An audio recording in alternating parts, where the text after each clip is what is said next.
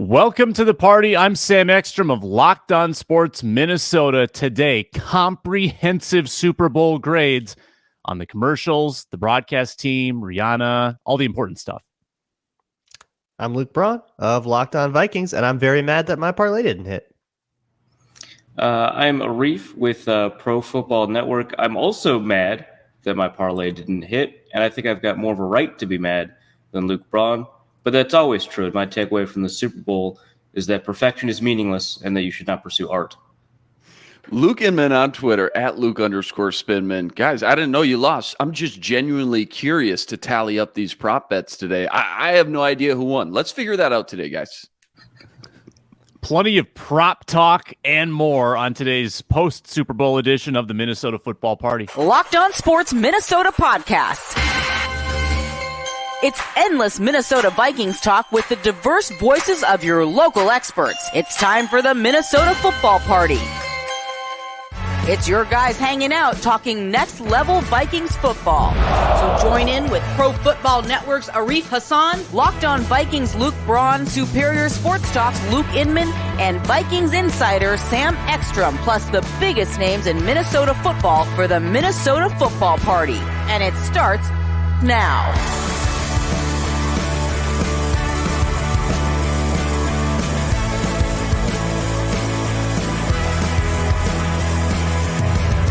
Welcome in the day after the Super Bowl on the Minnesota Football Party. I'm Sam Ekstrom. The two Lukes are here. Arif checking in from Arizona before he gets kicked out of his Airbnb. And today we've got Super Bowl hot takes, halftime show, elaborate breakdowns, and of course we'll tie the Vikings into it. What can they learn from this game between two heavyweights? The Chiefs are Super Bowl champions again, 38-35. This show is brought to you today by FanDuel, the official sportsbook of Locked On. Make every moment more. Visit FanDuel.com/LockedOn today to get started. And, of course, we'll break down our FanDuel prop bets that we placed before the game. We have one winner amongst us of 8 possible parlays, and his name might be Luke Inman, who greased us every step of this parlay contest. Yeah. Just relentless. You did it to yourselves. You guys went wild. What are you doing? I'm doing 2-leg parlays at plus 120. You guys are out in another stratosphere. Although I did come recall close. you saying early in the season, Luke, go big or go home. Luke is a man of principle, though. I got in your head. Reverse psychology. Death by 1,000 cuts. He just slow played it with little plus 125 action all his way to a parlay championship. We might have to continue the parlay contest into the non-football season just because it's fun. Because I loved betting on some tennis a couple weeks ago. That was good too. Locked On Sports Minnesota is available on YouTube. Subscribe there. You can find the app on Amazon Fire Stick, Roku devices as well. And we're free and available wherever you get your podcasts. Find our show, Ron Johnson, and the all-new Minnesota Sports Rankem Show, a new production from Locked On Sports Minnesota. Let's hear the hot takes. Let's go. Arif, hottest take from the Super Bowl, which you attended. How was that? Attending was fantastic. I enjoyed my experience very much. Learned a lot about how events like these are run or mismanaged at the same time. I don't know. But it was a ton of fun. I had an AC kind of dripping on my head until I moved. It was a very professional experience. I don't know. What? You had is this like a seat that ordinarily someone would have had to pay for? Actually, no. This is the auxiliary press box because they didn't have enough space for most of the press in the main press box. There's an auxiliary one. They put it in the concourse at the end of one of the end zones. And so it's just a bunch of kind of makeshift bleachers, right, that they put us in. So fans aren't supposed to sit there. In fact, they're supposed to walk through there, which created a problem because there were a lot of fans at this particular game. And the traffic jam, and there was like a ton of congestion in part because of all the bleachers that were there, which is like kind of throughout. Like there's just extra Super Bowl amenities added to the concourses that narrowed all the concourses in the pursuit of making sure that they could extract as much value from the Super Bowl as they could. But where I was sitting, there was actually where I was sitting, I couldn't see the field, so I had to move back in the auxiliary press box. So I moved back, and where that was where the AC was above me, and it just kept splashing down. And I wasn't the only one. There was like a line of people that had the AC. So I moved back to where I couldn't see the field because I just couldn't deal with that. And I just stood up the whole game and hoped that there was nobody behind me that needed to see the Super Bowl. My hot take is that NFL events management is bad. Yeah. Oh, gross. Okay, actually, so I do have a question instead of a hot take. Why are there's like a solid 15% of my timeline that thinks the halftime show was bad, and like an 85%, like everyone's like, "Oh, that was awesome! It's one of the best ones ever." And like, I don't. Why did people think it was bad? I just genuinely don't know. I think people wanted a little more flash because she kind of stood on the platform, she sang and she danced, and that was like there wasn't like a bunch of costume changes, a bunch of like think about like Lady Gaga's where there was a lot more variability she to down. it. Yeah, her opener is she's jumping. I don't down think she actually jumped. Well, I think that was pre-recorded, but yeah, that's fair. Arif, you were there. How high were the platforms really? Because I think the camera work made it spectacular. How high off the ground are we talking? My guess is that my guess is that the camera work made it seem high. I didn't watch, on TV, right? I had a TV available, but I was. I'm guessing that the camera work made it seem higher than it was, but in the stadium, it was like tremendously high. And what angle did you have? Because we're watching. I was at the Eagles end zone. If you're on the opposite side. Oh, okay. So do you think it was far less enjoyable for somebody on the other side if you had her back to you the entire performance? They actually did a pretty good job of making sure that she was facing both sidelines. Yeah, okay. I can imagine. Again, a trick of the camera is to make it seem like she's always facing one direction, but she did a pretty good job making sure that she kind of hit all four corners of the stadium. Okay. So maybe not like a ton of bells and whistles, right, Luke? Maybe some people were. I didn't mind that, but that was probably what people did. I can see that. Yeah. There were no special guests or anything like that. I guess Nate Burleson teased a special guest. It turned out to be her child. So I don't know if many people would count that. Yeah, but, the dopest pregnancy announcement of all time. Right. Like what? Oh, you sent a card to all your cousins? I announced my pregnancy at the Super Bowl halftime show. Which they watched. I know legendary. Yeah. She's got quite a catalog. There are like 12 songs in 13 minutes. Because she did like a verse of each. That was pretty impressive. It always blows my mind going to a live show and you just realize how some of these big name artists just have banger after banger after banger. You kind of forget over time, it gets lost a little bit. Her catalog and resume is outstanding. Hot take, Arif. That wasn't okay. I don't know, man. The refs were right on the holding call. Not only was it the correct call, they should not have swallowed the whistle. I'm glad they made that call because you have to be right. The refs don't account for the moment, and I think that that's a good thing because otherwise teams cheat at the end. Mm-hmm. That's my hot take. Also, second hot take. Don't give them an excuse to call it. I looked way better yesterday, the entire day, than I do right now. These bags are in my eyes. God dang. So that's two hot takes.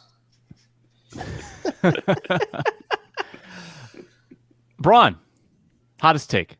I don't know. I feel like all of the takes I have on the Super Bowl are pretty common. Is it a hot take to say Jalen Hurts was the best player on the field? I don't think so, right? I mean, I wrote it, so he was unbelievable. The hot take there is, and this is mine, which I'm stealing from Ron Johnson, and I wholeheartedly agree with. Jalen Hurts should have been the MVP. Oh man, I wrote that too. Come on. Oh, can they do that have they ever done that with a losing team? Yeah, Chuck Howley, 1975, Dallas Cowboys. Wow. The only other instance of a losing team Super Bowl MVP, which I think it would have been thematically appropriate if Jalen Hurts had won it because they were honoring Chuck Howley and the rest of the 2023 Hall of Fame inductee class before the game. He was there. He was at the game. It would have been really cool. And like Jalen Hurts kind of deserved it. He played outstanding. That's actually the angle I was thinking as well. Like, he was just unbelievable. Some of those throws, too. Dallas Goedert had like 3 unbelievable catches there. I think all in the second half. That was incredible. Maybe just from a broader lens, Mahomes and Andy Reid, that quarterback coach combo, maybe they'll go down as the greatest duo ever when this era is all said and done, better than Brady Belichick. And maybe that's not to say Andy Reid is a better coach on his own versus Belichick, or Mahomes is a better quarterback right now than Brady. Obviously, Brady's got the body of work, the longevity Mahomes needs to put up. But that connection between those two and just how they've helped each other, how they've brought out the best in one another, when we get to that point, which is a decade and a half down the road, is going to be better. It's going to surpass the Brady Belichick era, because like Andy Reid has always been this quarterback guru, right? Offensive genius, maybe the best ever. But like in order to maximize all the things he was capable of as a play designer, he needed somebody to come in with these rare just abilities like Mahomes. And same thing on the other side. You got Mahomes with all these rare traits, the monster ceiling coming out. Just don't think he would have ever gotten to the place he is now without that coach like an Andy Reid. So someone needed to mold him,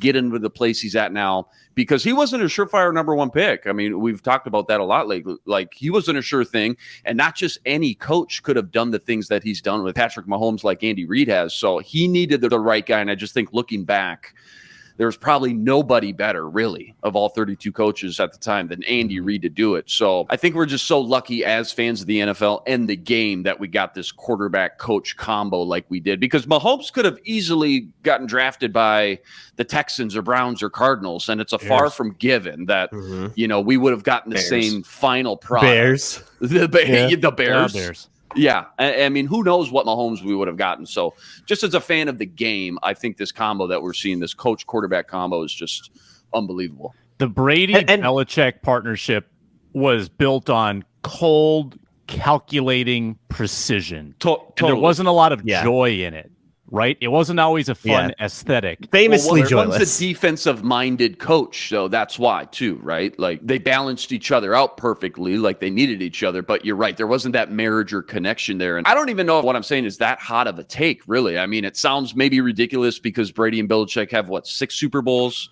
They've been to 9. 7. They won 270 games Brady together. 7. Patriots went to 9 straight AFC Brady championships? 7, Belichick 6. Okay. Well, Chiefs are at 5. Yeah, I mean, Chiefs Mahomes are went to 5 5 AFC right now, and they're not slowing down anytime crazy, soon. Man. I mean, they lost Tyreek Hill this like offseason. Mahomes got better. He's only been in the league since 2017. He started 1 game his first year too. So, I mean, he's got at least 12, 15 good years in him, which is wild. He's already got 2 Super Bowls, 2 MVPs. He's maybe only going to get better somehow too. So, Arif, your guy Trey Wingo last night tweeted out Mahomes, his record when down 10 or more is 14-10. No other quarterback has a winning percentage more than 37%. Yeah. It's ridiculous. So you're just watching a video game in real life with these two. Like, no lead is safe, and no better example than being down 10 in the Super Bowl with the busted ankle, by the way, going into halftime like we saw last night. So, yeah, just hats off to them. And I truly thought Philly was the better team top to bottom going in, and more times than not, the better team usually wins at the end. But there's 2 X factors in football that can trump that: elite quarterback play and who wins the coaching battle, who makes the second half adjustments. And that's what put the Chiefs over the top last night, despite what I think, and I think a lot of people thought, not having the better just team and roster top to bottom. Talking to Chief players after the game, a lot of people asked them, none of them local media, by the way, which I think is a critical element of being able to ask this question, which is, did you feel like you were going to lose when you entered halftime down? And the reason I mentioned that no local reporters ever asked this of any player is because they know the Chiefs never feel like that, right? And the players were astonished that they were even asked the question, right? They're like it's been a while since anybody's asked us. What do you mean? Yeah. Double-digit lead deficit at halftime? That's the normal. What? You see what we have, man? Oh, you must be new here. Oh, okay. Yeah, right. Yeah. So, yeah. Lessons the Vikings can learn after I tell you to check out FanDuel. Football season's over, but NBA season is just heating up. Perfect time to jump on FanDuel, America's #1 sportsbook. New customers get a no-sweat first bet up to $1,000. Bonus bets back if your first bet doesn't win. Download the app, safe, secure, super easy to use. You can bet on 3 points made, point scorers, money lines. T-Wolves got a big juicy money line tonight in Dallas, plus 240. It's FanDuel.com/lockedon. FanDuel.com/lockedon. No sweat first bet up to $1,000 in bonus bets. Make every moment more with FanDuel, the official sports betting partner of the NBA. So Braun, what can the Vikings learn from this game? Is there a lesson in all this about what it takes to win a Super Bowl? Simply have Patrick Mahomes and nail the draft. That's the All right. formula. Easy. This is always like so weird when it's the Chiefs. Like there's almost a nihilism to it because you will never get Patrick Mahomes. Like it's just the what the Chiefs have is so rare that I'm more inclined to just sit back and appreciate being able to watch it and being able to understand that Bears fans are going to be hurt by it forever, and that makes me happy. That feels good. Yeah, it's great. But for the Vikings, it's like I don't know, just like absolutely slam dunk an entire draft and get like starting production out of everyone in it. Like that doesn't just happen. That's not a strategy decision you can make. You just have to like slam dunk it. You're right. You're right that Mahomes is an alien and fortunately not in the NFC, but isn't Hurts actually a more informative player in this discussion? Because Hurts was not necessarily ready right away. He was not beloved in the draft, second round pick. He had a lot of quarterbacks taken before him, and he grew into this. Like he grew into what he is now, which is a crazy, insane good player in year 3. And Mahomes kind of came out of the womb ready to do this. Hurts wasn't that way, but isn't that proof that like you should be investing in that next quarterback, even if they're not immediately prepared to be Patrick Mahomes? Sure. Yeah. I mean, you take a look at. Sorry. I don't think there's like a bad time to take a quarterback, right? Like always take your swings. It's the most important position. Do what you can do. You never know who's going to be the hit. With Hurts in particular, with the Eagles in particular, they had like the most dire cap situation in the league last offseason. So if there's a lesson here, it's don't be too scared about it because the Eagles can figure out how to make that roster as elite as it was. Where the Vikings are at pales in comparison. Yeah. We talked about all the free agents they brought in, and they constructed a great defense, no doubt. Arif? Yeah. The quarterback point I think is particularly prescient because you take a look at the teams that we considered the best this year throughout the league and throughout the season, with the exception of like the Bengals and the Bills, every one of them drafted a quarterback when they had a franchise guy on the roster, right? Like Jalen Hurts was drafted when Carson Wentz was just bouncing back from an MVP type season, right? Patrick Mahomes was drafted when Alex Smith had just taken the playoffs. They got to the Pro Bowl, right? Like take your swings at quarterback. Like, the greatest quarterback of the previous generation of quarterbacks, Aaron Rodgers, drafted when Brett Favre was on the roster, right? Which is not to say that all these quarterbacks were hits, right? I mean, how many Packers first and second round picks at quarterback have like failed out while they've had Rodgers and Favre, right? I mean, like that's been fine. Brady was drafted when they had a Pro Bowl quarterback on the roster. Come on. And then they drafted Jimmy and Jacoby, and they're comfortable making these picks, knowing that like, hey, most of the time this is not going to work out, but if it does, like the dividends will pay us back for a decade. So yeah, absolutely. And I think to Luke Braun's point about, the Eagles being able to make, I think that this is the season they paid the piper for all of that. There was a sense of finality, I think, with the way a lot of people talked about this roster. 7 people are hitting free agency while they continue to have the most dire cap situation. I think that it's just a push comes to shove situation. But I think that Luke's still right, that you have to be bold and aggressive. And I think in particular, the Eagles did a lot in identifying talent that was being undervalued, which is not to say talent that people didn't think was good, but like literally the trade market undervalued A.J. Brown. The free agency market undervalued James Bradbury, right? There's a couple of 1-year deals, like Robert Quinn. Darius Slay goes for a 3rd-round pick. Right, yeah, it just nuts, right? There's like 7 1-year contracts on that roster, including Linval Joseph and Ndamukong Suh, who both played really critical roles while Jordan Davis was out, right?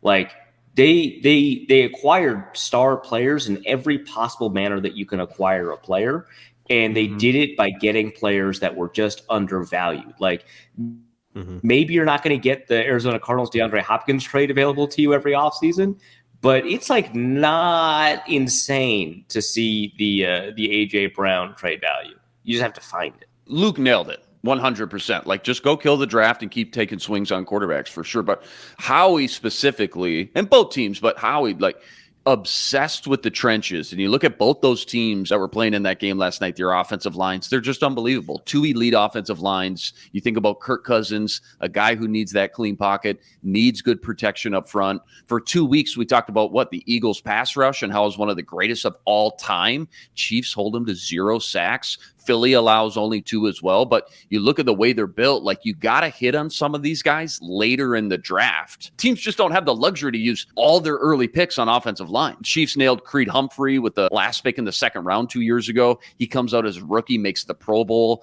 Then they take a swing on Trey Smith, arguably a first-round talent, major knee injuries. They find a legitimate starting guard, though, in him in like the 6th or 7th round. Eagles, though, same thing. Like, you got one early draft pick who you nailed. He's a cornerstone for a decade plus, and Lane Johnson. And then everyone else you find on day 2 or 3. Jason Kelce obviously helps when you find a Hall of Fame center in round 6 12 years ago. So I don't know if it's like coaching and development. I don't know if it's scouting, finding these guys though and progressing them. It was just obvious watching that game. Both these teams have built outstanding trench play, specifically on the offensive line. Vikings need to do the same, whether it's developing these young guys they already have or keep swinging on guys in the draft. But the trench play is just so important in this league, and it's still where the game's won and lost. And then the other thing, too, running backs, do they matter once we get to this point? Like, you should be spending your money elsewhere, put it that way. The leading rusher from the last 15 Super Bowl winners or something, 3 of them, of the 15, kind of a bad faith. We're getting paid more than $2 million. Yeah, I saw that. Like 9 one of them was of Percy the Harvin, another one was Deebo Samuel. It's kind of a bad faith chart, I'm going to be honest. Was it? Okay.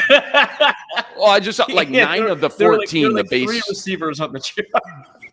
9 of the 14. Well, even if you take those 2 out, 9 of the 14 base salary was less than $1 million. Yeah, right. Yeah. I mean, who are we talking about? We're talking about Kenneth Gainwell, Isaiah Pacheco, Jerick McKinnon, Miles Sanders. Like, draft one every year, ride him out for 4 years, and then do it again. Those are 2 things. The final thing, Luke nailed it. You got to keep taking swings on quarterbacks with high-end traits, though, too. Like, there's 2 sides to the coin. Maybe some devil's advocate will say, well, if we can just get a really solid quarterback, just good quarterback play and build a great team around him, maybe that can get us there. And maybe it can. But when you get down to these playoffs and every team is so good, the elite quarterbacks are almost always the last one standing. You know, you talk about building a great offensive line. Having athletic, mobile quarterbacks, too, can mask a lot of those issues up front, make those guys look a lot better than they are. So I just think in this, kind of new era, this new league, pass happy league, everyone's a shootout, try to score 35, 40 points. You got to keep trying to find those high upside quarterbacks with the traits, the mobility. Hope your coaching staff can develop them while you're paying them cheap rookie money and just build that all-star team around them. But I think quarterback and the trenches first and foremost. And then I don't know if you should be paying running backs big money. I don't know if you guys knew that or not. Have you guys ever discussed that on the show or not? Has that ever been said? Is that a take that anybody's ever?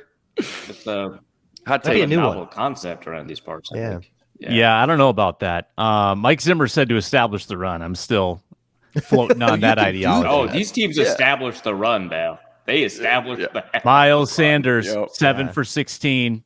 Kenneth Gainwell, 7 for 21. Boston Scott, 3 for 8. Oof. That's right. I think the way to establish a run game, if we want to learn something from the Eagles, is that it's not the days of the bell cow. I mean, the days of the bell cow running back, the Adrian Peterson, the Damian Tomlinson. That's a pretty old thing, and like we've all noticed, there's a lot of teams with running back by committee making it to the big dance, and that's going to be cheaper, and it keeps guys fresher, and that's probably a better way to go.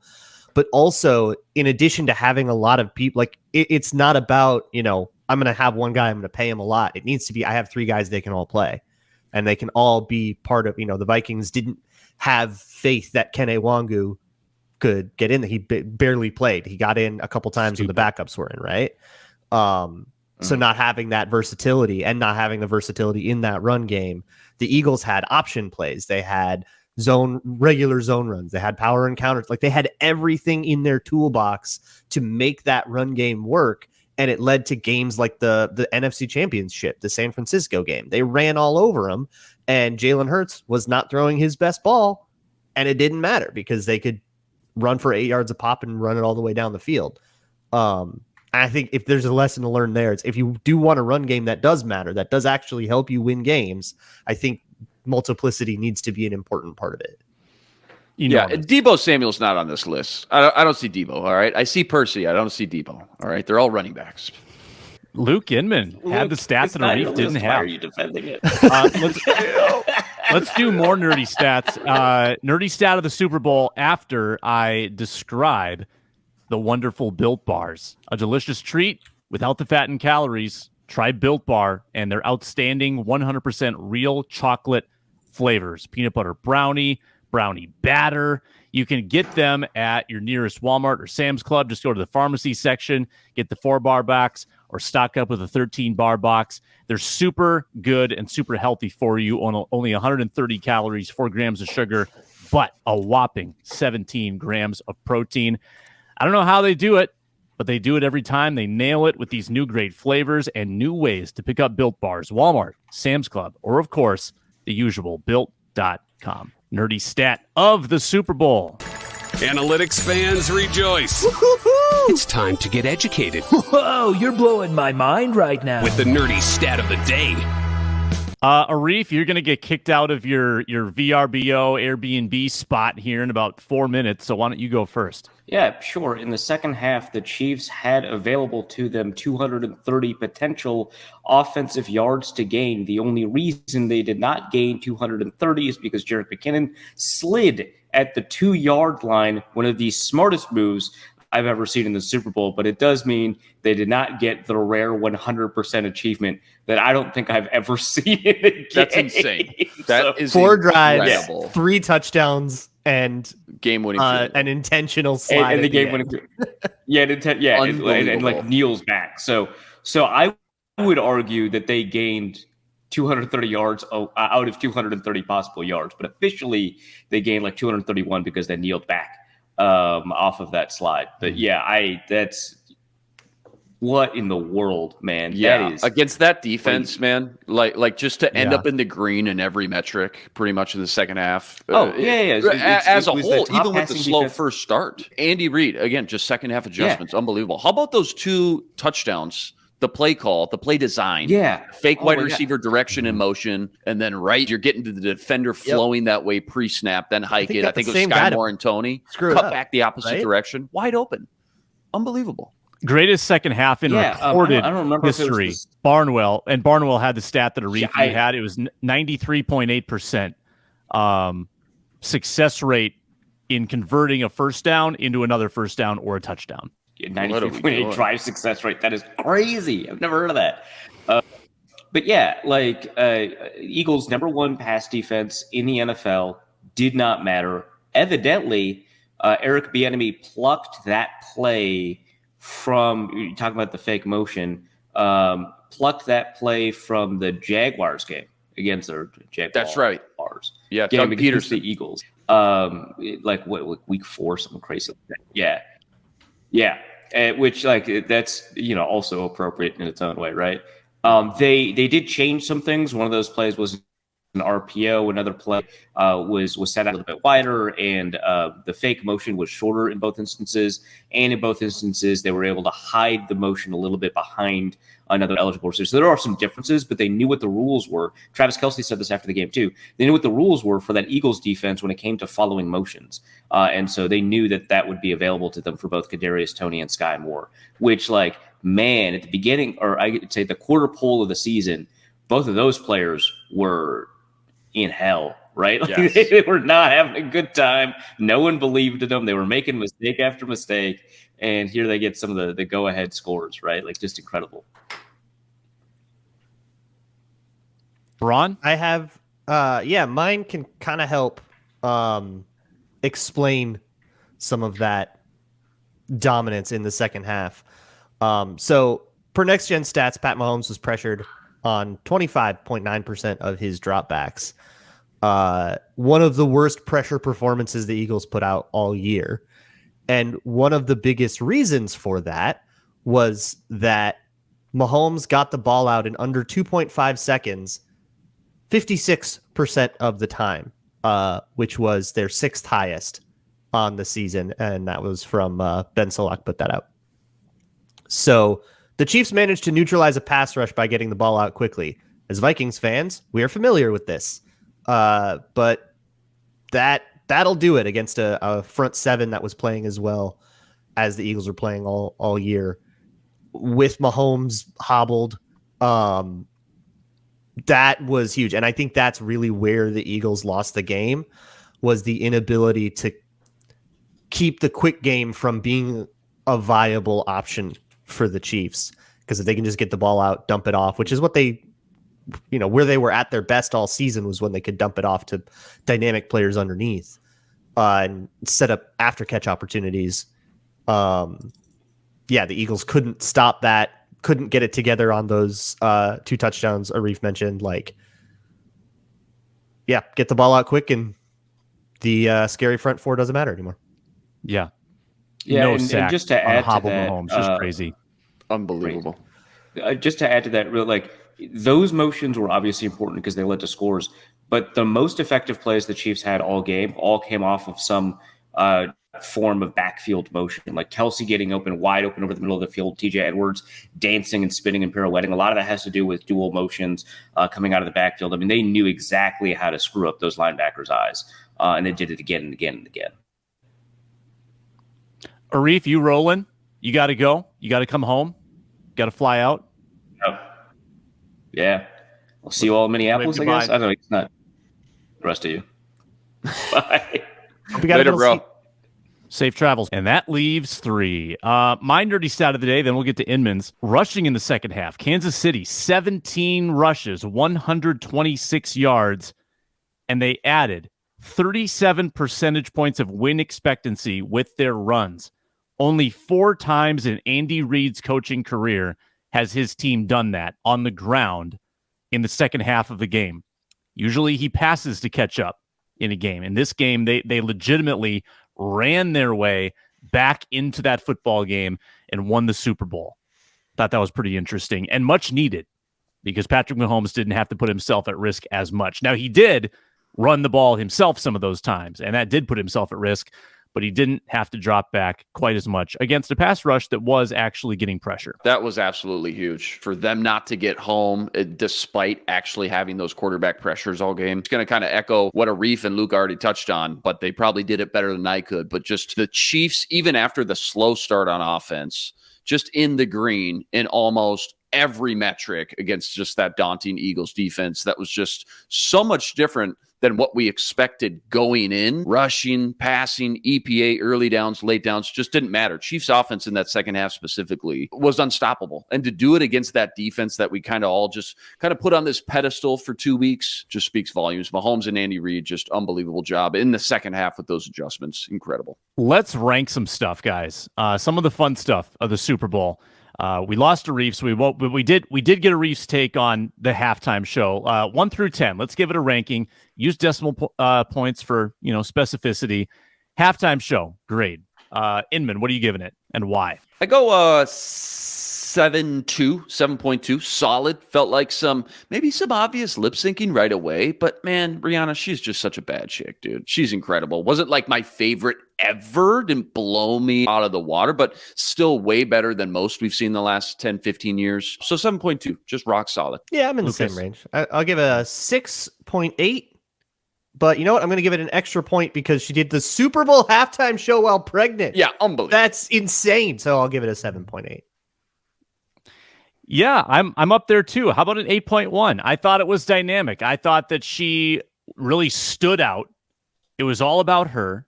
She didn't need the crutch of having a guest performer. Yes, she lip sync. It sounded like great. It sounded just like the album. Like that's how you knew that it was a lip sync a lot of the time because it sounded exactly the way it did on the radio. But yeah, a little too polished. Yeah, a little too good. It's like, yeah, you're not hitting that note with these acoustics. No way. Why don't you breathing so much? Yeah. But no, I thought the backup dancers I thought were kind of like a cool like wave, like people were doing like the white blood cell memes on Twitter. I thought that was kind of fun.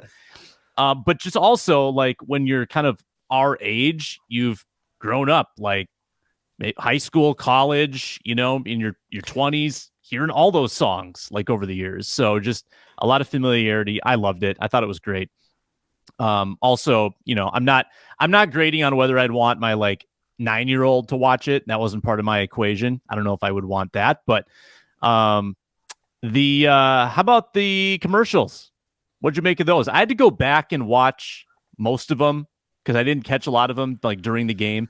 So it loses a little luster when you're trying to like watch like on your phone and you're not really laughing that hard. There's not a communal experience, but from what I saw, I think the commercials were about a 7.1. You guys have any other opinions on that? It's the old don't hype it up too much because then you're going to be disappointed. That was me with Super Bowl commercials the last felt like 3-4 years. I just felt like the next day I was just kind of disappointed. Maybe after that, I kind of set the bar a little bit lower. I was pretty impressed. I'd give it like a 8.3, 8.4. I mean, call me old-fashioned. I'm just a sucker for a talking baby in an E-Trade commercial. All right, always kills me. The Dave Grohl Canadian Royal was great. J-Lo and Ben Affleck Dunkin' Donuts, that was good for a chuckle. Few car commercials in there that I thought were pretty solid. The one I laughed at the most, Bradley Cooper and his mom in the T-Mobile commercial when they're just dying laughing at each other. You know how when you watch someone else genuinely like belly laughing, it always makes you start laughing? That one just had me rolling. And then they came back, T-Mobile did, with Zach Braff and John Travolta, I think it was later. I didn't watch them all, but just the ones that I did sit down and tune into, I thought were really good. I was impressed. The Pepsi commercials with Ben Stiller, Steve Martin, I thought those were decent, but I know I missed a good handful or two. Ron? I think I missed every single one. Oh, that dang. Luke mentioned that he liked. I think I caught like 2 commercials that I actually liked. So I didn't like them at all, but I had like 12 people over, so it's tough. Exactly.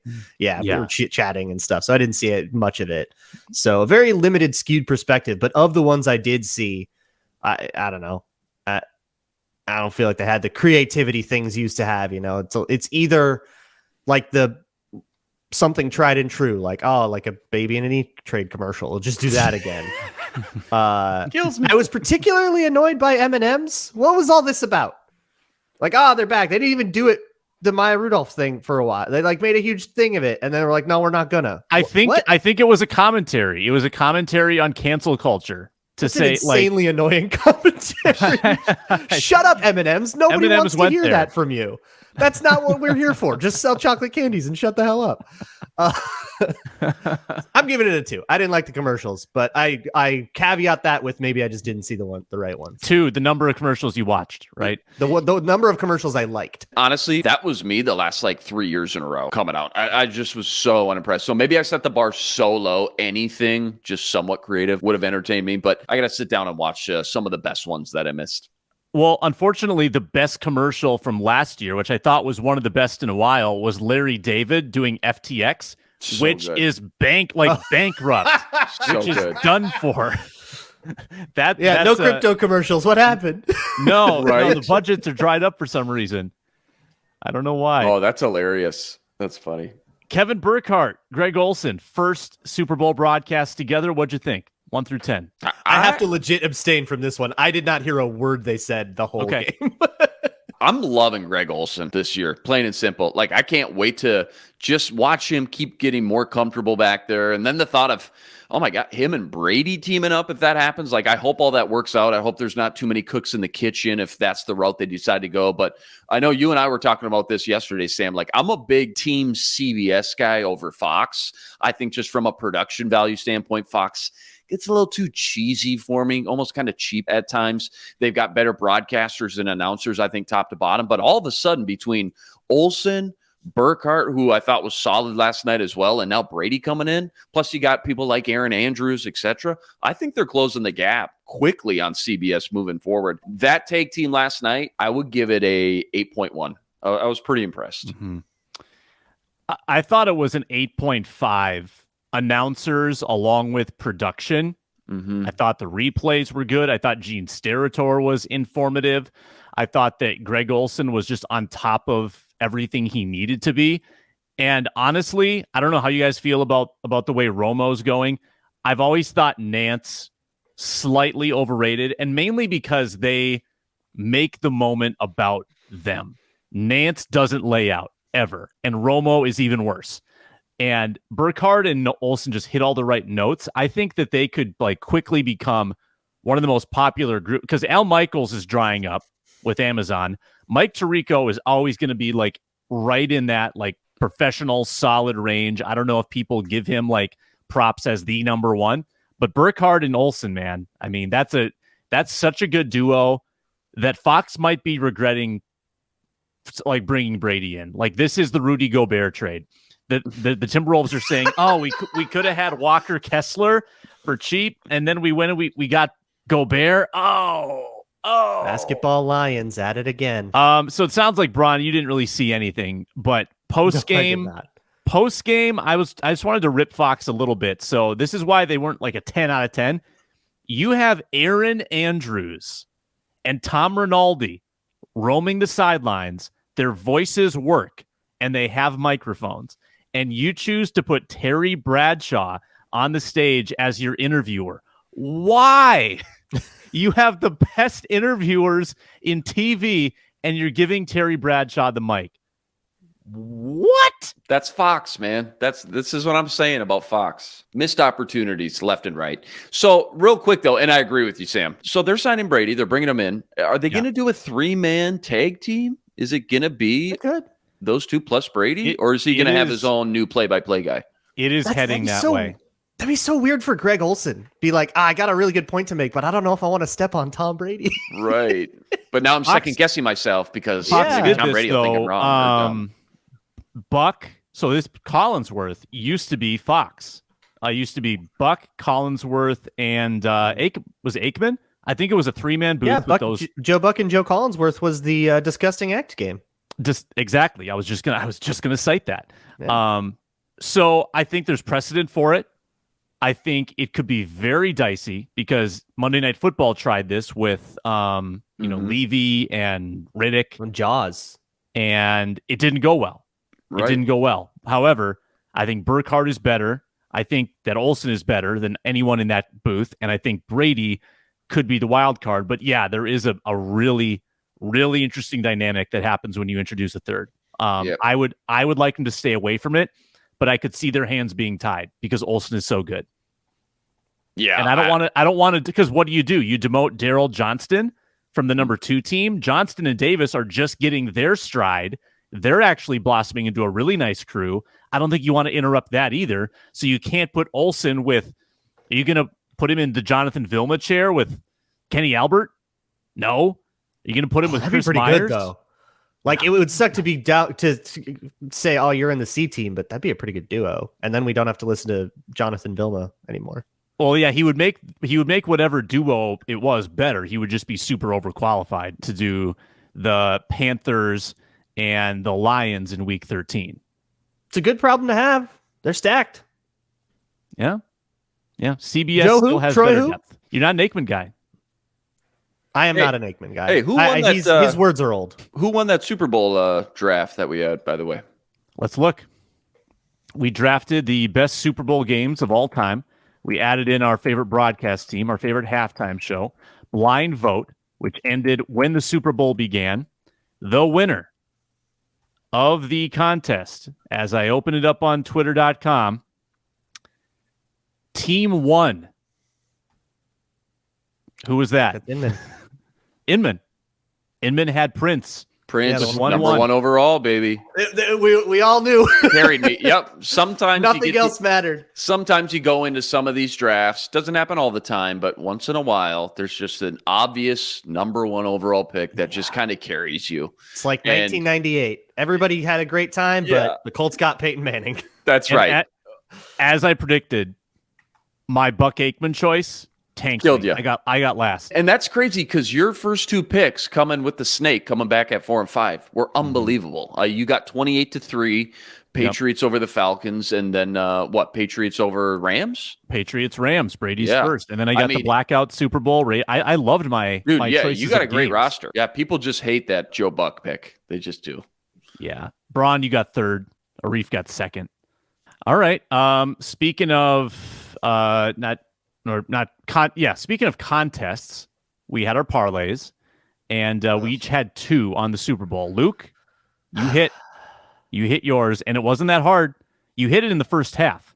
Easy win. Hurts was looking like Daniel Jones versus the Vikings defense out there in that first half. That was easy money, man. Braun, you What'd and you I guys do? needed an Eagles win. Braun, you needed just any kind of Eagles win. I needed Eagles by 10, and we both would have hit ours. Mine was plus 828. Yours was 451. But the real bad beat here, Arif Hassan, who hit A.J. Brown over 5.5 receptions, who hit Hurts 225 passing yards, who hit Miles Sanders under 61.5 rushing yards, who hit Eagles second quarter winner, who needed only a Kenneth Gainwell anytime touchdown, and who scored the first touchdown of the game only to have it overturned, but Kenneth Gainwell at plus 65.30.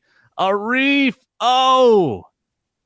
Yeah, just the fashion to hit all those other legs on there. And then he actually does score.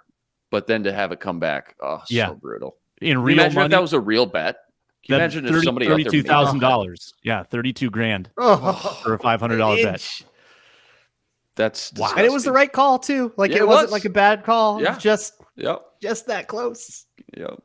So what do you think holds Fox back? I'm nerding out on all the broadcast elements here. What holds Fox back Is Fox from on having that goal line cam every that? broadcast?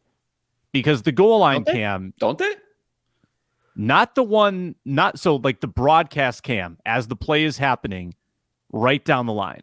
As You're the talking about the plays- live angle. live angle Got it. broadcast version as the play's happening, not a replay. They're just Do they right not down slide the goal it down? line. Do they just don't slide it down that far every time? They don't. No, only for the Super Bowl. Don't. I mean, I would imagine it's harder to set that up to like get the range on it. It's harder to set up, and maybe that's just a more expensive thing to do. That's only worth it for the Super Bowl. Mhm. But I don't know. That doesn't seem like it's that much harder. Like it's just No, not extra at track, all. right? Not Like, at all.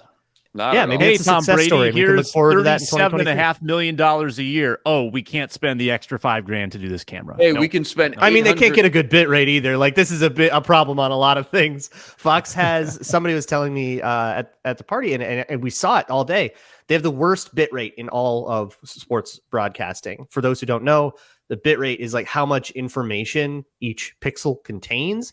And if you want to see what it looks like when the bit rate chunks out, I think you can see it. If anyone was streaming it on a smart TV or online, you could see around the score bug, you'll see like weird pixelation and artifacts and stuff. Only Fox deals with that.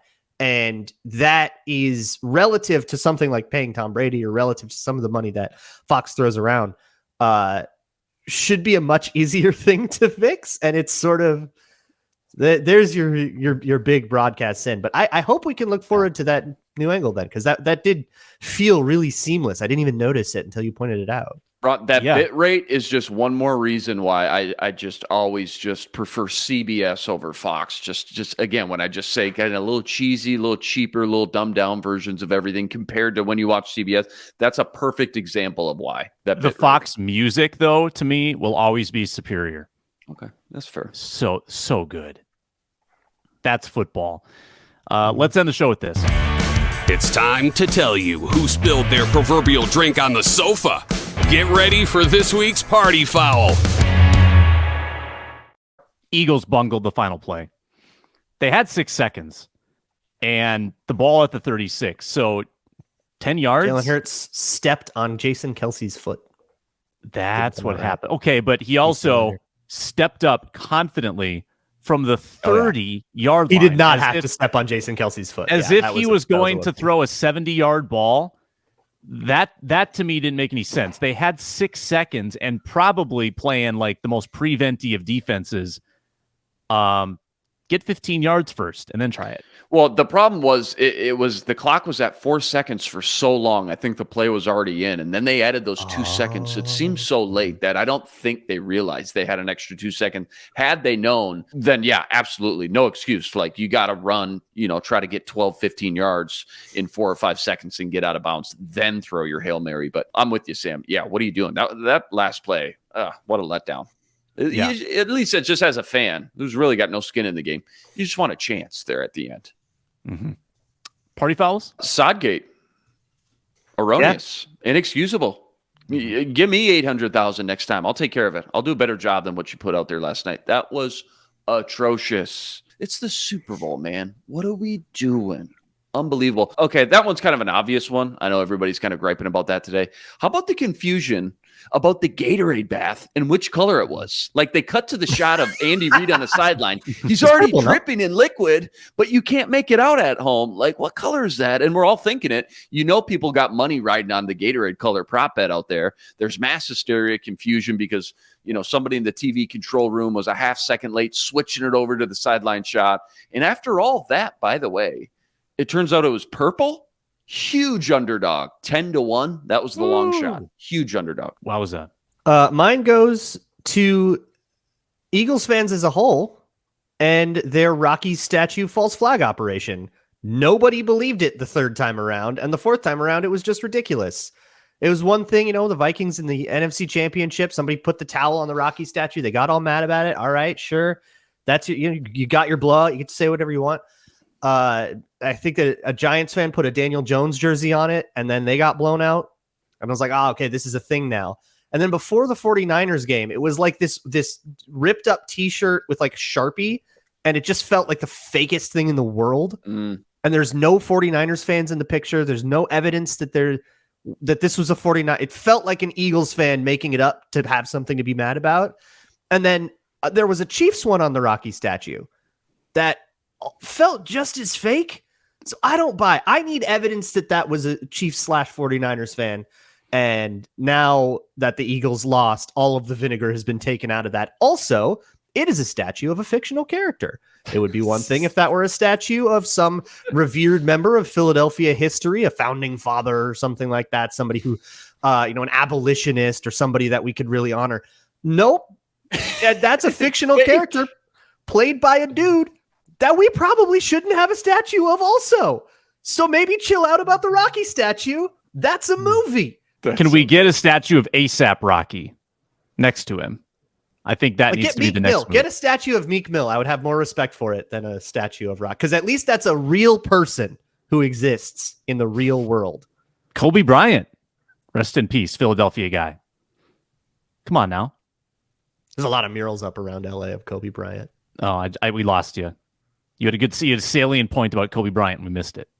Oh, there's a lot of murals up around LA of Kobe Bryant. Yeah, to be expected. That makes sense. So that was a good show. Super Bowl in the rearview mirror, in the books, and we press on.